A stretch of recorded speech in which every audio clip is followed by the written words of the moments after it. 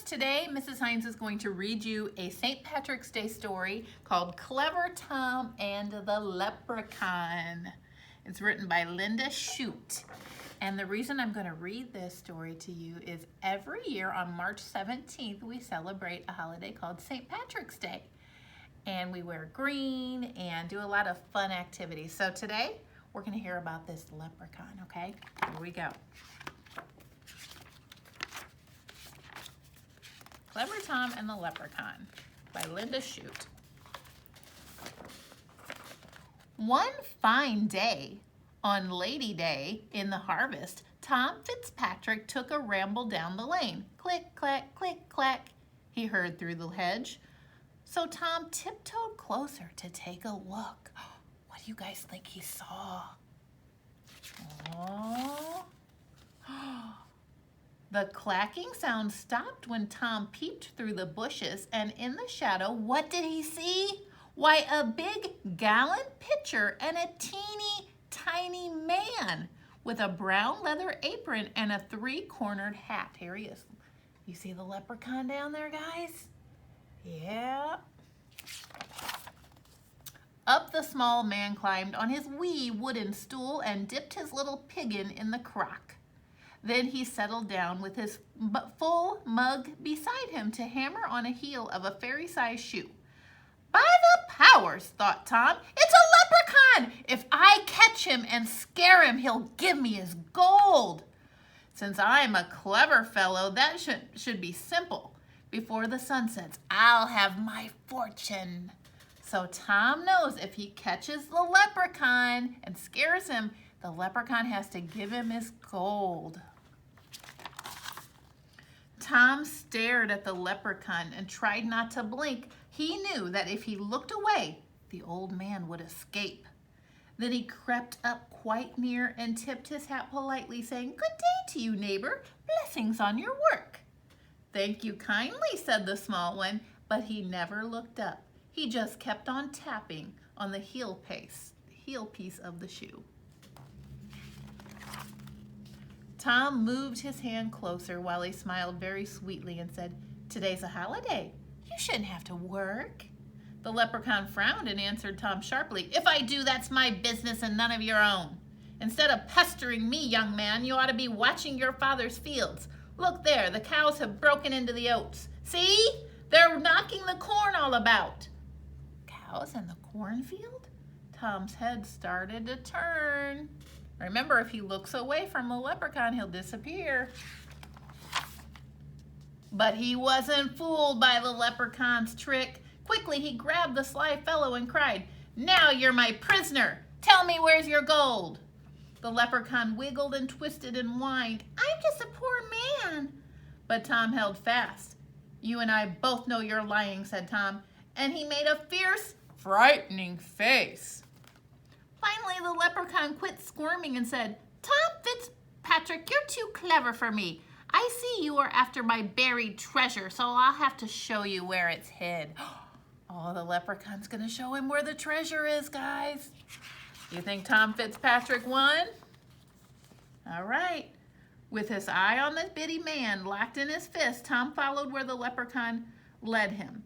He traipsed over a hill and under some hedges and through a ditch and across a peat bog. At last, just when Tom feared he'd been hoodwinked, that means tricked, he found himself in a great field of weeds. "Dig there," said the leprechaun. "Deep under the bullion is where I put my gold."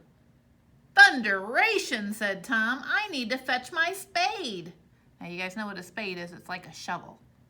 "But when I return, I'll be lost. There are 40 acres just like this, and each plant looks exactly like the other." Okay, he's got a problem, guys.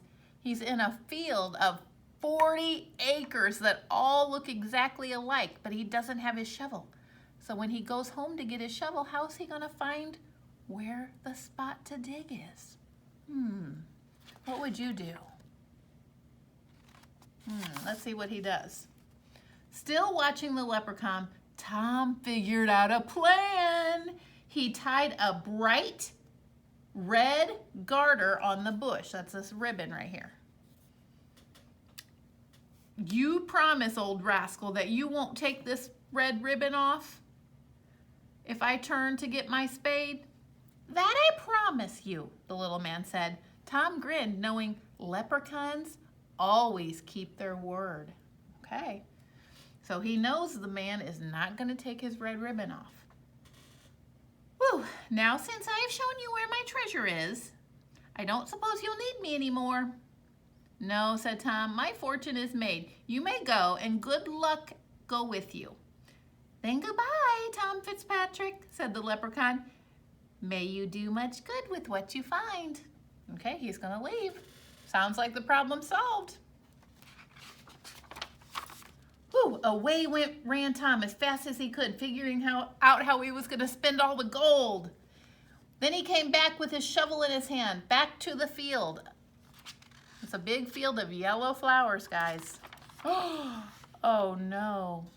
But when he got there, lo and behold, there was a red garter just like his own tied to every single bush as far as he could see. That leprechaun did trick him, guys. He didn't take the red ribbon off of Tom's flower, but he added a red ribbon to every single one. Tom dug under the yellow flowers where he thought he'd tied his garter, but nothing was buried under that bush.